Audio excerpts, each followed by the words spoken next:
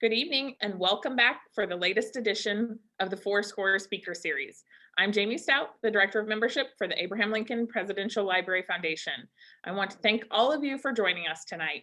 A lot has changed since we have started doing these webinars over a year ago, but one thing that hasn't changed is your enthusiasm for all of these educational offerings.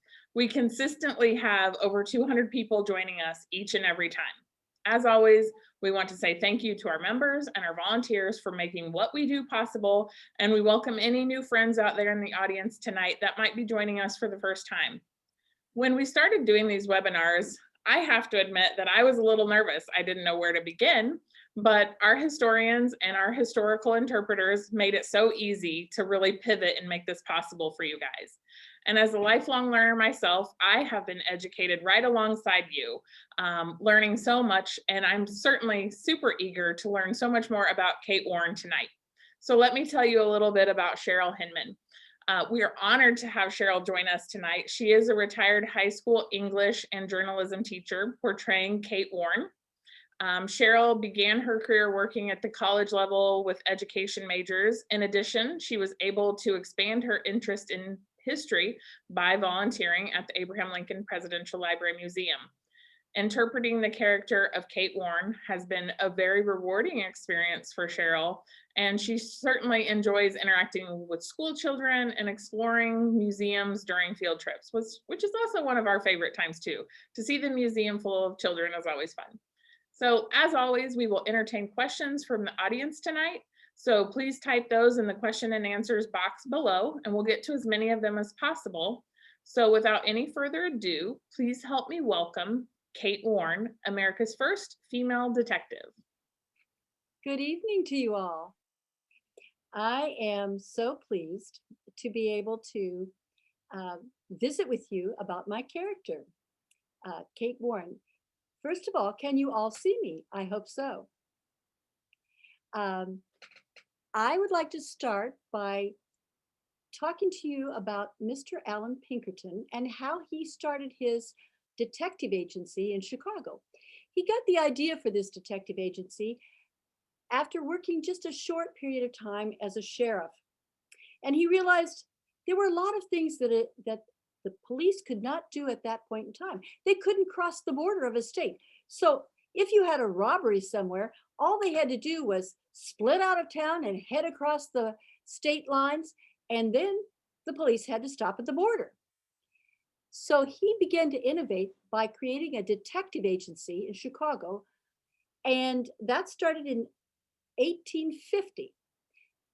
At that point in time, one of his big customers was the railroad, because of course they are traveling across lines all the time, and they were carrying a lot of expensive items with them, and they were in danger.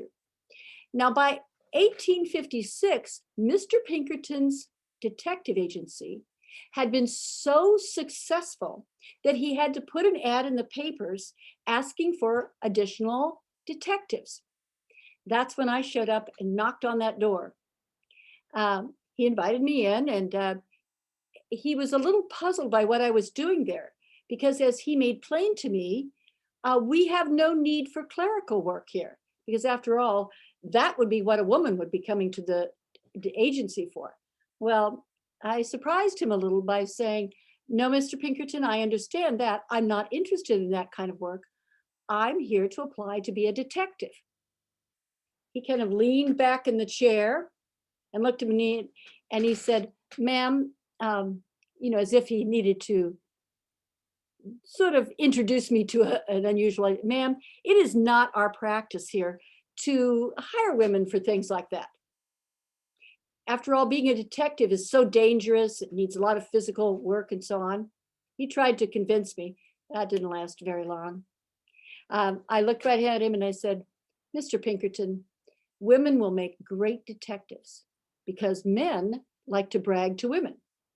And he kind of sat back for a second. He laughed, but I think he was already intrigued. And then I began to talk more about what could a woman do that a man couldn't. For one thing, the women could infiltrate areas that no man would have an opportunity to to habitat.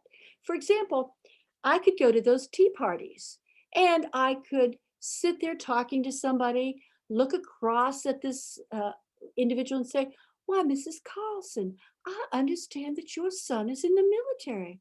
Is he in a safe location?"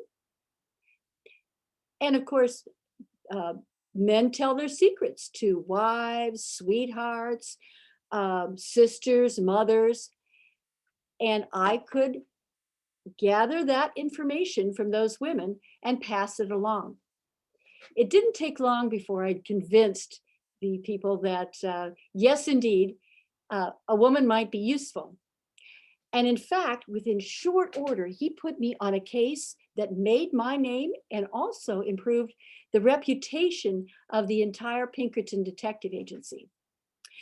There had been a bank robbery with the Adams Express Company, and the business people and others who analyzed this thought they might have the right man. They thought there was a man named Maloney who had done this. However, they put this man in the suspect in jail, but he wouldn't talk. So how are we going to find out whether this person who had taken a total over two periods of taken a total of $50,000? Mr. Pinkerton thought the only way that this could be done is to put this to the test of, has he told his wife? And so I showed up and began to befriend this wife, listening to her concerns, talking with her about her worries. And it didn't take long before she trusted me completely. And she confessed where that money was. Because I learned this information and I could turn that around, the Pinkerton Detective Agency was able to recover all of the money except for $485. You can imagine how that was in the news all around the country. Look what this agency has been able to do.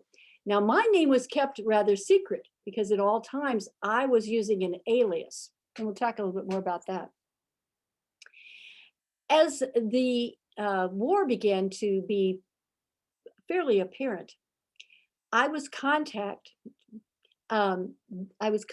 and told, we think that we're going to have your help in Baltimore. Baltimore, Maryland was a hotbed of secessionists. There was quite a division in the city, and the incoming president, the president-elect, and others were deeply concerned that there might be people there who would take on the railroads and damage the northern railroad lines. So Mr. Pinkerton's agency was hired to go to the Baltimore area and to see if we could pick up information about any danger to the railroads. I showed up and I, of course, had a glorious position. I was playing a very wealthy woman. My name during this time, my alias was Mrs. Cherry. And I had luxurious clothing to wear. I even wore something that was kind of fun. It was what's called a cockade. This isn't an exact replica of what I would wear, but it's a simple little ribbon adornment. And I would wear that on my clothing. And if you had particular colors, that represented the fact that you were in favor of secession. So of course, when they saw me with my cockade, they saw me wealthy, and they saw me using a Southern accent of some sort, then people began to tell me more and more information. Not only was I there, but there were some other Pinkerton detectives. And within a short period of time, we began to get the idea that there was a group of men ready not only to do things against the railroad, but much more alarming, there was a plot to kill President Lincoln before he could get to Washington, D.C. and be inaugurated. As soon as I began to get a glimmering of that this might be the case, I immediately went to Mr. Pinkerton and began to lay out the evidence and tell him the people that I was hearing this from. Now, I was not the only one who was hearing this. Another man named Timothy Webster, who was a well-known Pinkerton detective, he was hearing this. Mr. Pinkerton did not hesitate to make the president and the others aware of this grave danger that the president was in. I should say president-elect. Mr. Pinkerton, I really enjoy this part. He wrote a letter that would explain how dangerous the situation was becoming when Lincoln would come into Baltimore. And here was the exact plot of what they were thinking about doing. The railroad, Mr. Lincoln had left from Springfield. He's traveling through a number of states on his way to the inauguration. He's meeting and greeting and doing speeches and doing things of that sort. And sadly and dangerously, every step of the way was already being described in the local news. So everybody knew where he was supposed to be. Now, the idea was that he was supposed to get to Baltimore during the day. And when he arrived, he was going to need to change trains. In those days, trains ran on different gauges. Some areas or tracks were larger than others. So he had to get off of one, and he had to go across town a bit, and then he had to get onto another car to get from Baltimore into Washington, D.C. That was going to be the most dangerous spot. What was going to happen then was that there were a group of men who had pledged to create a hubbub out in the street. And when he stepped off the train and was in the depot, the fight would begin out in the street. And of course, any police that were there would dash out into the street to quell this brouhaha. At that point, other people who were pledging to kill this man, to assassinate Lincoln, would run into the center of the area, and several of them had drawn lots to decide who was going to kill President Lincoln. Now, there was only supposed to be one assassin, but we know that according to tradition, when they drew lots and they were not supposed to tell who was the chosen assassin, there were at least 6 people who drew the mark that said they had to be the assassins. So these people were going to run in, they were going to use knives, clubs, things of that sort, kill the president. And then they would dash out again, and there was to be a boat moored for them on the Chesapeake, and they could jump on that and head down south, where they hoped to claim their accolades as saviors of the South. All right, so we know these people are going to be pretty serious about this. We know some of the names of the people, and now we have to get Mr. Lincoln convinced that he must make a change in his itinerary. I was sent by Mr. Pinkerton with this letter, and he said, after all, when a woman is going to bring this letter in, who would suspect a woman of having something of that import with her? I was probably just a rich woman on a buying trip.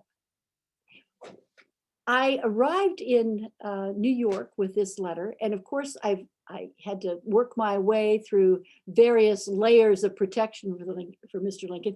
I talked to Mr. Judd, I talked to a man named Sanford, I talked to various other people, and finally, I got a hearing with Mr. Seward and Mr. Lincoln, because Mr. Seward's son, Frederick, had also heard these kinds of rumors.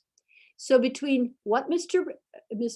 Pinkerton had written and what Frederick Seward had been able to provide, and then there was a third person who was a police officer in New York who had also heard some of these dire predictions.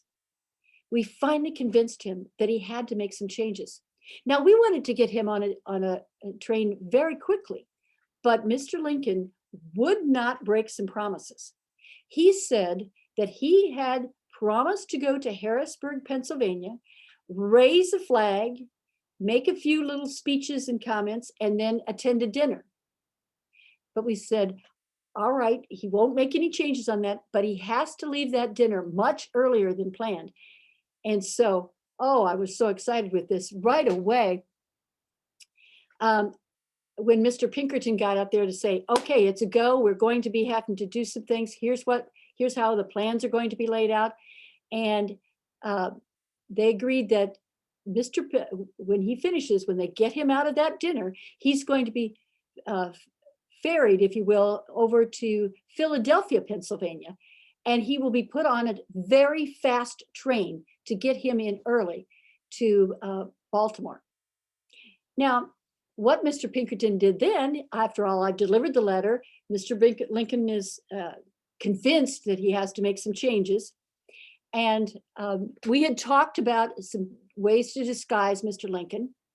I was given the responsibility of going to Philadelphia and arranging the tickets that would be used to put Mr. Lincoln on that train. I arrived, and of course, one of the things that I appreciated out of this is when you are doing this, the acting skills come in. I arrived and I talked to the train master, the people who would be doing this. And I found out, oh my goodness, I couldn't just buy the tickets because they were going to be, instead of being reserved tickets, they would be sort of a first come, first served seating. Oh, that was not going to work. And so I turned on the waterworks and I got my handkerchief out and I was crying and saying, I had, oh my goodness, I have a brother who's so ill. Oh, we have to get him to Washington, D.C., where he's going to be seen by the rest of the family. Oh, sir, can you help me? You know, I could just cry like anybody's business. And I convinced him that this was here. And I finally said to him, oh, sir, I'll tell you, I'd be happy to pay any premium that would help us get this poor man taken care of. Well, I paid that train master 50-cent bribe. Money changed hands. And he was happy to let me keep 4 berths open. All right.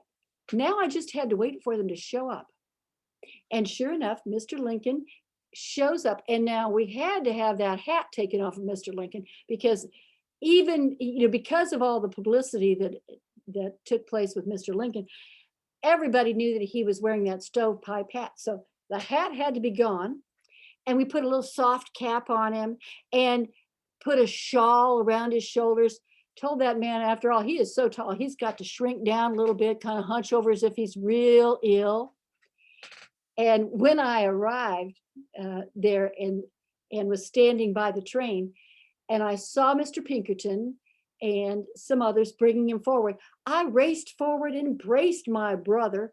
Oh my goodness, and got that man in to the inside of the train. Now, we had to put Mr. Lincoln into a berth. I felt so sorry for him trying to get into that sleeping berth. It was obviously not made for a man of his size, so he was doubled up. And think of this poor man riding along like that for hours to get to Washington, D.C. So we get him on the Philadelphia thing. We get him down to Baltimore. And during that time, there were also things that had to be done on the ground by other Pinkertons. Mr. Pinkerton had arranged with the railroad company and the telegraph company that as we were traveling along, we didn't want anyone to get a notion that the president had changed his itinerary. So the telephone lines had to be brought down.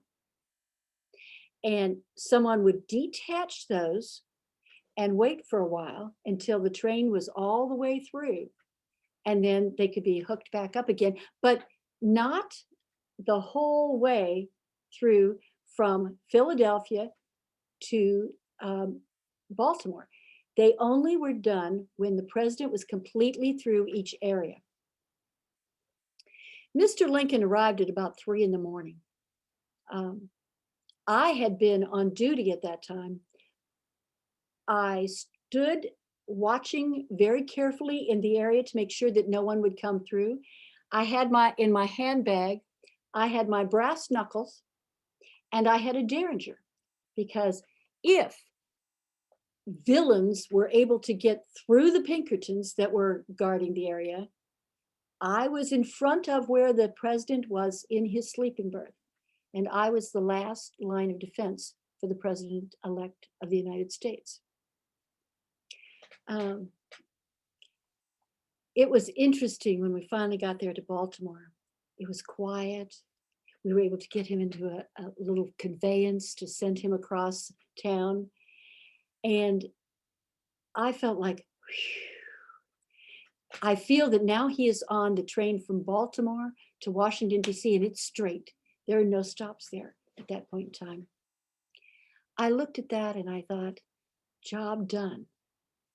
And I waited for the message from Mr. Pinkerton that he would be sending me when they arrived safely in Washington, D.C. Now, I couldn't travel from Baltimore to Washington, D.C., because it wouldn't be, as an unmarried woman at that point in time, I was a widow, but as an unmarried woman, it wouldn't be appropriate for me to accompany the next president into the capital of the United States. It might be deemed unseemly, let us say. Finally, we got him safely into the place, and we received the telegram that said that the president had arrived safely and that the Pinkertons had delivered him safely. Now, I wanted to take just a second to say something that I think is meaningful to me. I had an opportunity to do so many exciting and challenging jobs as I was working as a Pinkerton detective. However, of all things I did, the saving of the president's life was the most crucial to me. And I know that that was for the Pinkertons as well, because later, when he was assassinated, one of the great griefs we had was that there were not Pinkertons protecting the president in Ford's Theater. Had we been able to do that, I have no doubt that the president would have lived. And I want to thank you for listening to my story. Thank you so much, Sheryl. That was really great. Kate is certainly an amazing woman. And like so many characters of the time, like we had kind of talked about, was just not very well known. So we do have many questions tonight. And just so the audience knows, I'm going to ask Sheryl them out of character. We agree that sometimes these questions are personal opinions or personal research, just again, referring back to some of the records were lost and some are stories told down the line. And so, there's just not always a lot of great records. And there's always a different feel, I think, when it's your personal opinion. So as I was doing research with this, Sheryl, do you think that the fact that Kate was a woman helped her in this time?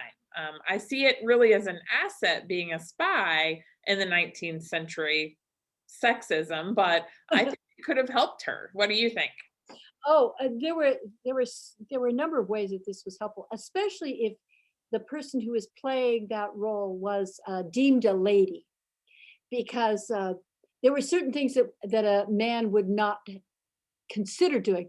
I remember reading about how some women, when they traveled as spies, would insert information into their hair, because of course the hairdos were very elaborate. And if a woman was stopped, if she was a lady, no man was going to say, "Hey, take your hair down." That was for her husband in the boudoir. And believe me, if some young person had suggested that, her husband might show up with a gun and end his insult to the wife. Great point. Mm-hmm. Yeah. The other one that's true too is the punishments that were often given to women who were caught in these situations were much more mild. In the South, at one point in time, Timothy Webster and a woman who I trained, her name was Hattie Lawton, they were spying in the South. They were caught. And Timothy Webster was executed. He was hanged. Hattie Lawton was given a sentence of about a year in prison. And the idea was, well, after all, she couldn't have thought up all of this. She's obviously been led astray by a villainous man. And yet I would probably say she was as active in gathering information as anyone else. Yeah, sounds like it. As I was, again, just doing some research about this, I kind of felt, I have my personal opinion, but I wanted to ask yours.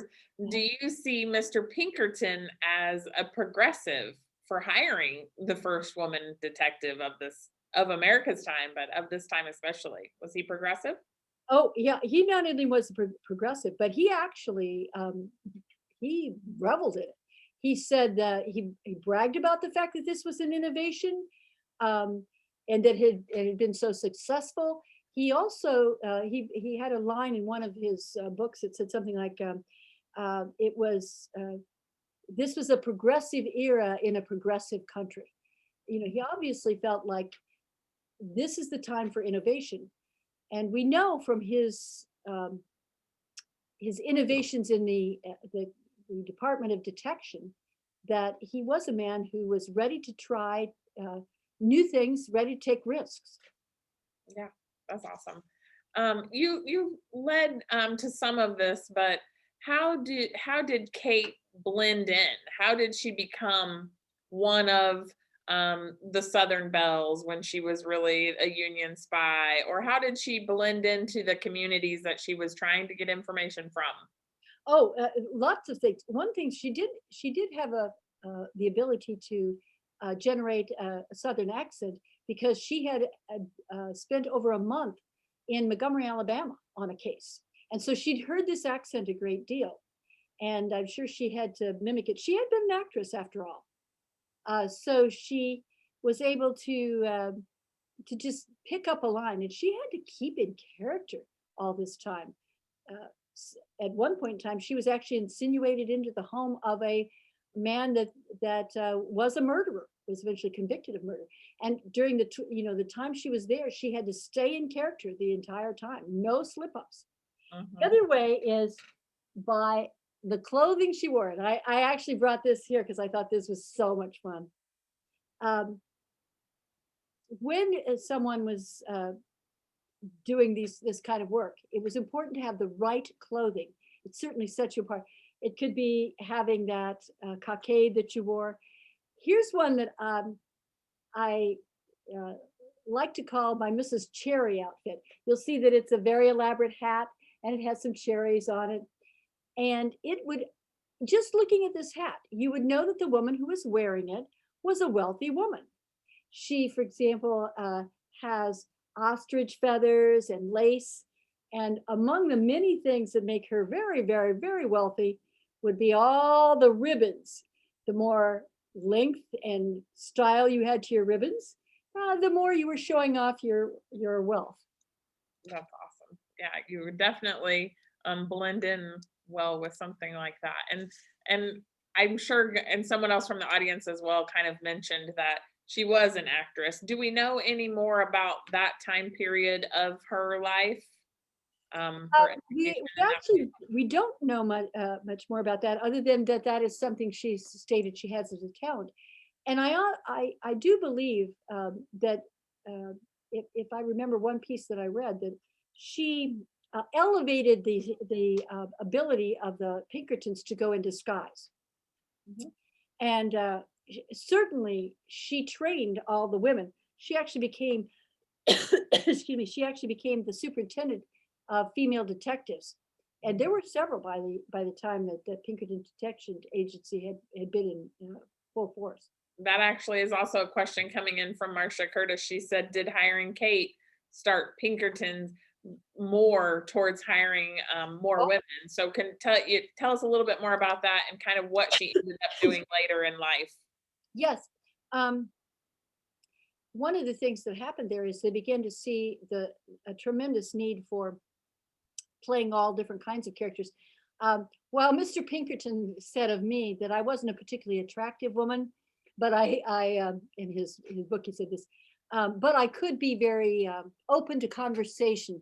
I would look at people like, oh, everything you're saying to me is absolutely fascinating. Now that was my skill. Hattie Lawton was known as a beautiful woman. Excuse me. She was known as a beautiful woman. So of course, she could flutter her little eyes and get information from many of the men that she encountered. Mm-hmm. Absolutely. So we'll kind of circle back around into the Baltimore time and talk a little bit about the case with Mr. Lincoln. One of the questions is do we know, and I think I've seen this in another webinar we've done, but again, it's always good information. Was Mr. Lincoln armed along the way in the train ride? Oh, actually, I know that answer. Mr. Pinkerton actually wrote a little bit about that. There was talk amongst the bodyguards, that self-appointed bodyguards of Lincoln, that he should be given a Bowie knife and a revolver. And Mr. Pinkerton said, no, absolutely not. Because if he was in danger, Mr. Lincoln should not go forward. That, and think about how, excuse me, I've swallowed something wrong. That the Secret Service comes and envelops the president. That's what the Pinkertons were prepared to do. Our lives before the president's lives. Mm-hmm. And that actually became very much the philosophy and the ethos, if you will, of the Secret Service. Absolutely. Certainly had an impact in what is today's service as well. I wanted to mention something else, if you don't mind. Speaking of Secret Service, after Mr. Lincoln was delivered to Washington, D.C., Mr. Pinkerton wrote a follow-up letter saying that, explain a little bit more about the agency and saying, we stand ready to help you, and we would be willing to be in secret service to the United States of America. Very good. And he really said that the president needed more protection. Mm-hmm. Lincoln did not get around to actually okaying the Secret Service until the night that he went to Ford's Theater. Oh, wow. That's kind of eerie. That's super eerie. So the next question is, it's kind of really related to Secret Service, honestly. We know today that presidents and first ladies have code names, POTUS and SCOTUS and all kinds of, different names. But did Pinkerton or Kate or even Mr. Lincoln have a code name during this time? Yes, during this particular thing. I think people will get a kick out of the name here because Mr. Pinkerton was written of, labeled as Plums. And Mr. Lincoln, I don't know who gave him this name, it's sort of said, he was known as Nuts. So when I received the telegram, it was listed to MB, Mrs. Barley. That's how my code name during this adventure. And it said Plums has delivered nuts safely to Washington, D.C. I would, I'm sure he probably kept that telegram. For but sure. Unfortunately, the Chicago fire of 1871 destroyed many of the artifacts, including all the journals that I kept of what I was doing every day. Mm-hmm. So was Kate Warne from Chicago area? Should you have an element connection? That's where I was at. Of course, Chicago was known for a big theater. But, one thing I have to say is, at that point in time, women in the theater didn't always have good reputations. Even if they were virtuous women, sure, they were often looked upon or looked down upon.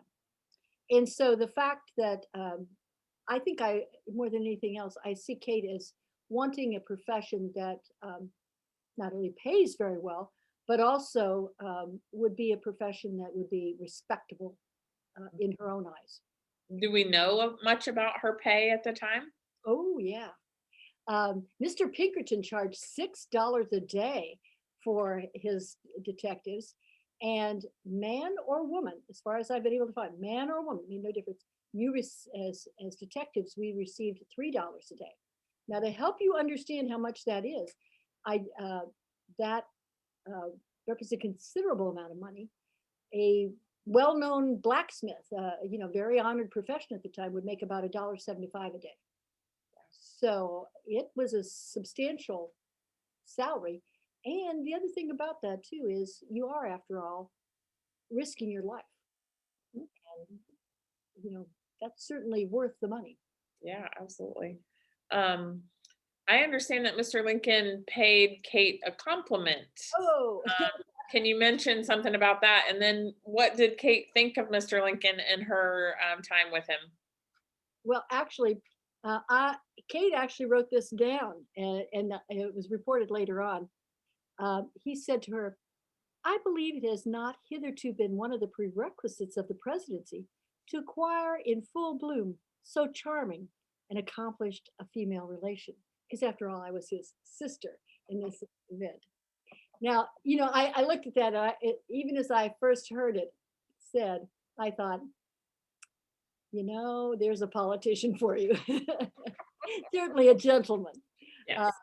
and I love that aspect of him. I think that it shows in the middle of all this terror, really, he was devoted to accomplishing his um, duties as the president-elect, and he was cordial and courteous to others.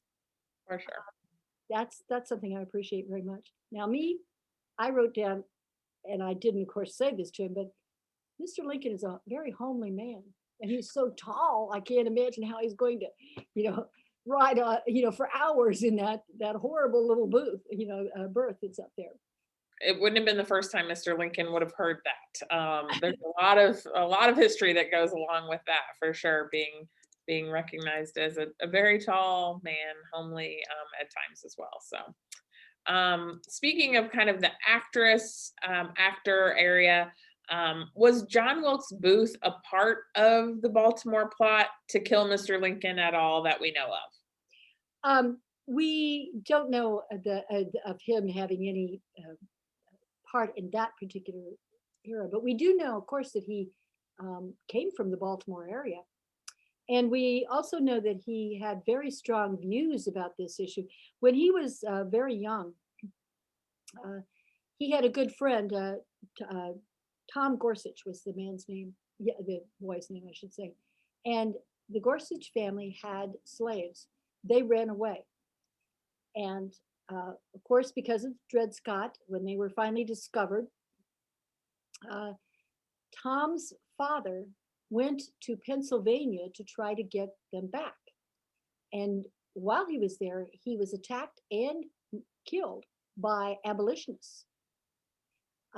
So of course, this made an impression upon the young Wilkes Booth. And he was, just devastated by the loss of what he considered a very good man. Mm-hmm. Later on, when he comes to recruit people, he goes back to Baltimore, and we know that he recruited at least 2 people for his plot from that area. Now, one of them kind of went by the wayside because originally they were going to kidnap Lincoln. When it turned into a plot for assassination, that man sort of drifted away, and the rest is history. For sure. What did Kate go on to do after the Civil War? She still maintained a position with the Pinkerton Detective Agency, and she had some wild adventures.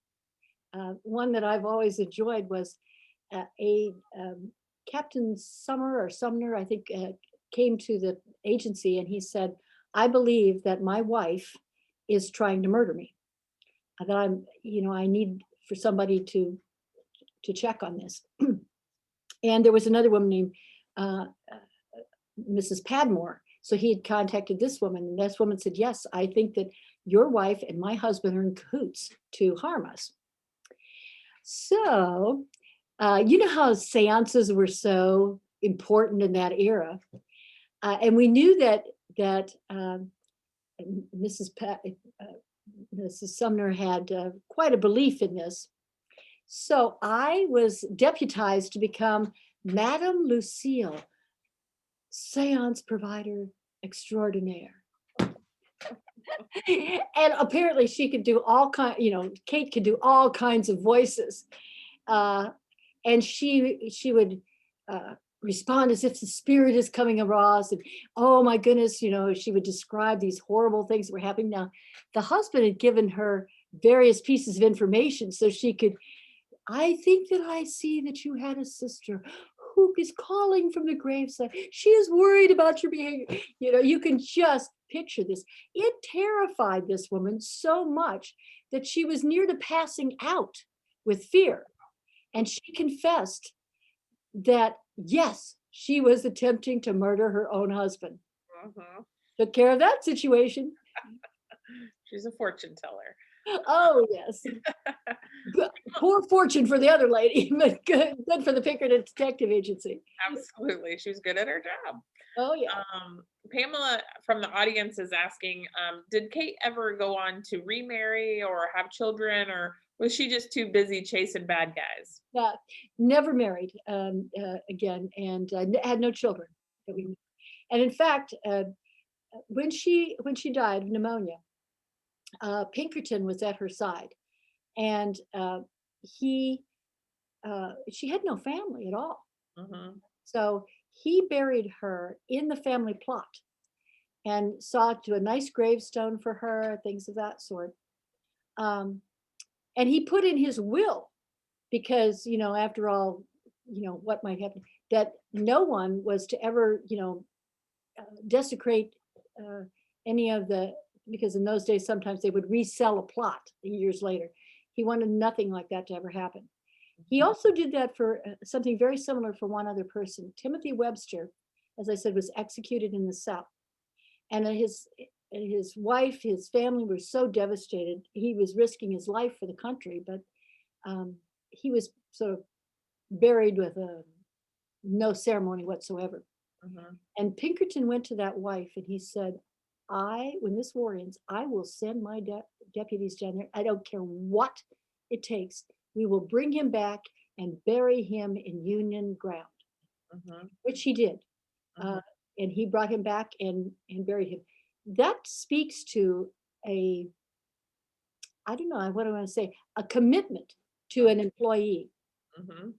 Absolutely.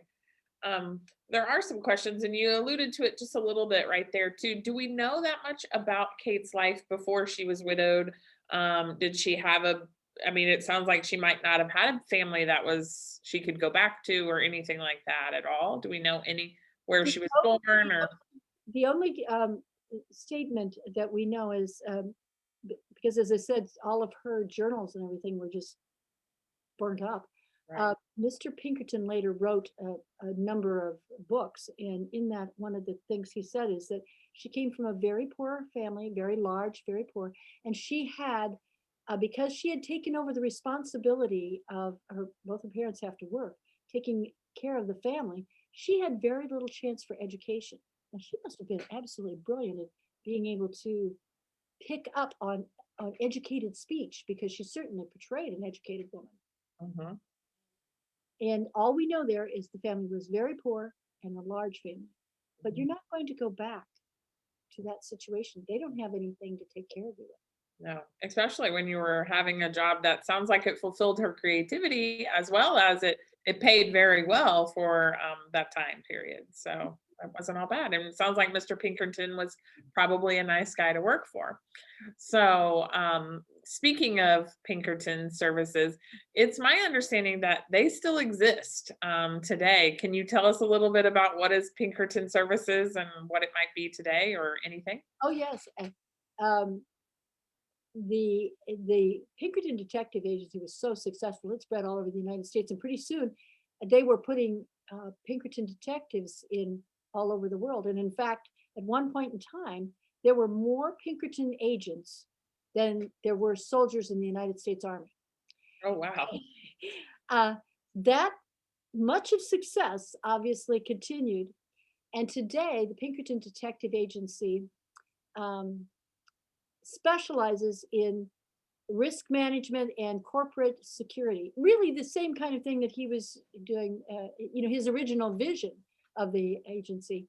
And if you go to Pinkerton.com, you'll see not only a little bit of the history of how everything began, but you will also see they have things called white papers, research that's been done in various areas.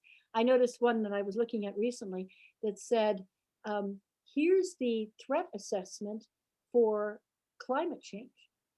If you are in a business, let us talk about where you want to locate that business and what kind of climate dangers that might ensue. They work with things like how can you prevent workplace violence in your company, protection for various people. Super progressive still, Oh, definitely. yes, very, very progressive in a lot of things they do. And, one of the interesting aspects of the Pinkerton Detective Agency, they have in the history portion, they have a little timeline. And as you go down the timeline, it mentions various things that are happening. One of the most interesting was, you'll see they actually put on the company timeline, Kate Warne is hired. And across from it is the original symbol that the Pinkerton Detective Agency became known for. Pinkerton designed a logo for them. Think of the branding that we do today with Nike and all those good things. Well, he did this branding. It had an eye, and then there above it, it said Pinkerton National Detective Agency, and underneath was the motto that said, "We never sleep." Now, according to sort of the rumors of the time, that logo came to mind because he was impressed by the fact that Kate was on her feet and she never slept the entire time. She was constantly vigilant. And so the idea there was, when you get a private eye, when you hire a private eye, we are always alert and vigilant for you. That's actually the meaning, the original aspect of how we call people private eyes today. That comes from the Pinkerton Detective Agency. Still exists. Yes. There's many questions coming in too, and I know we've talked about this prior to, but are there books out there written about Kate? And can you tell us about some of those? Oh, yes. Well, we've had earlier before. If you want to just find out about the Baltimore plot, I can't recommend this more highly. This is just a great read. It's a real page turner as you go through. And it introduces you to a lot of characters, a lot of quirky characters. One of the people that was instrumental in the Baltimore plot was a barber, and his little barber shop was a spot where you had a hotbed of secessionists. One of my absolutely personal favorites was this charming little book, which says How Kate Warne Saved President Lincoln. And it's a picture book for children, very good for, especially for fourth grade and right around that age group.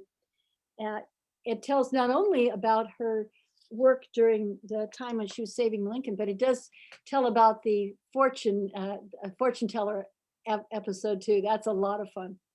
I have one more that I'm just going to duck down here and grab. I like this book myself. I bought it quite some time ago. It's called The Pinks. And that, of course, was a nickname for the Pinkertons. They'd say, "Oh, the Pinks are coming." And the Pinks describe some of the women who were active in detection at the time, working for the Pinkerton Detective Agency or in collaboration with them in some way. So that's a lot of fun. You can see it's got all kinds of little spots where I read and marked things for myself that I like. Those are the best kind of books. One of the questions too coming in is just how did you become interested in portraying Kate? That actually started I was working with a high school student who was going to enter a national contest for research, and she chose as her topic spies of the Civil War. And of course, I'm assisting her and I'm looking at resources. And I suddenly looked at Kate Warren's story and I thought, wow, this is really fascinating. An Illinois woman is the first person to be a detective. And then once I realized she's hired in 1856, there's not a police woman detective until 1903. Mhm. And I thought, oh my word, I've got to see what happened here. Well, how involved was she? And as I began to read more, I began to think her story needs to be told. When I first found out that all her records in her journals and things had been destroyed in the Chicago fire, I thought somebody's got to pick up the flame and start telling Mhm. this woman's story. Yeah, and it's a good one. When I was, like I said, just digging around for some information, you can see a lot of people kind of want to connect their name with her. If they're in the security business, they might tell just history on how security was, and she was often named in that. So again, I had no idea. I'm certainly glad that I've learned so much more about her in this. One of the final questions that we'll ask tonight, and it's not really Kate related much at all, but someone wants to know about the beautiful quilt behind you. Oh, thank you. Yes. Thanks for asking. The quilt behind me um, is something I purchased. It is a quilt that is entirely themed around Mr. Lincoln. It has hand embroidered, hand quilted, and it has over 70 images from Lincoln's life. They've been hand drawn onto it, and then were entirely embroidered on it. It was entered in 1976 in a bicentennial quilt exhibit and won third place. I don't know what won first and second, but I think this is a treasure as far as I'm concerned. Uh, Before I leave, I do want to show one thing that I thought people would enjoy. Yeah, This is the badge. I'm not sure if everybody can see it, but yeah, you this can is see the it. badge, replica badge that Kate would have worn with great pride as a Pinkerton detective. And you will notice that it is in the form of a shield. Um, we think of a lot of officers at that time, marshals and so on, as wearing stars as their badge. But the shield was especially important as one for the Pinkertons, because after all, if a Pinkerton was protecting you, you are shielded from harm. That's awesome. That's cool. That's cool. I love that. So that seems to kind of wrap up our presentation tonight. And I really just want to thank you so much, Cheryl, for your interpretation of Kate Warne. I love studying women making history, and I know you do too. And for sure, Kate did that for sure. She made a mark on the security and detective work, and even in today's world, you really made that come alive. And the connection with Mr. Lincoln just really makes the story come alive for everyone. It's an awesome history in the making, as she was very successful in her tactics. But um, Cheryl has provided some resources for you to continue your learning as well, and I can post those out on our Facebook as well, so that you can kind of go back. She'd given me some of that, the books that might be interested. I know Phyllis shared some of the links to buying those books in the question and answers below for you guys as well. So you can take a look at any of those. I especially love the children's book. Yep. That was great. And someone had mentioned that you had done a virtual presentation for their classroom, maybe Oh, of fun. second graders, and they're still talking about it. So Thank um, you. never too young to tell a story like this. So that's super exciting. Oh, Um, I have so much fun with the kids. They yeah, ask great questions. yeah, well, you make it come alive for them. It's real. And so we just want to also continue to let everybody know about upcoming virtual programming that we have. May 12th, we're going to have a conversation with Jonathan White and our CEO, Aaron Carlson Mast. He is an associate professor of American Studies and has authored over 12 books. So we don't want you to miss that. And then just keep an eye out for our Facebook page and our websites as events get added. We'll be doing some various different things over the summer. Mhm. And as always, as we close out tonight's webinar, there's a short survey. Please take it. It takes just a minute or so. It helps us to bring these offerings to you and lets us know what you want to see in the future. Mhm. And as always, like I said in the beginning, we always like to thank our members and our volunteers out there in the audience. You're truly the backbone of our organization, and we can't say thank you enough. And if you would be so generous, we are welcome any contributions, big or small. If you would like for us to continue these efforts, please help us carry on Mr. Lincoln's legacy by making a donation at alplm.org. And again, Sheryl, I had a really great time. So thank you so much. I enjoyed doing it with you. And thank you to everyone out in the audience who joined us tonight. Thanks again. Good night, everyone. Good night.